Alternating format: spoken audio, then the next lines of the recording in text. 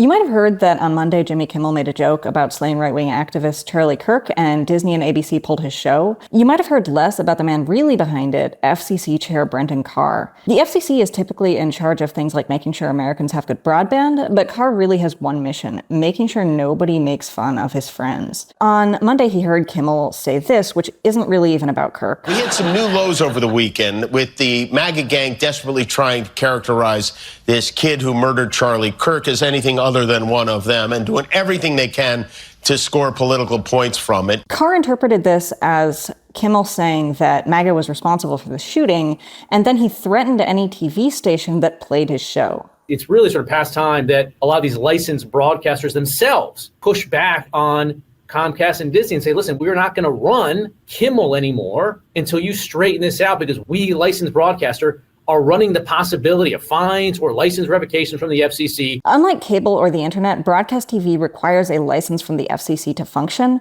and two companies that own a bunch of stations, Tegna and Nexstar, are currently trying to merge, which requires approval from the FCC.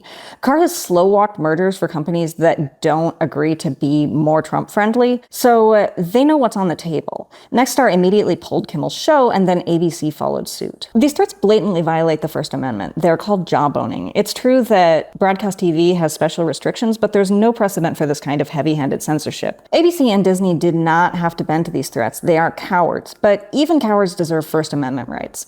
Brendan Carr can call Jimmy Kimmel a talentless hack. He can say he shouldn't be on TV, but what he can't say is, we can do this the easy way or the hard way. That's not regulation. That's gangster talk.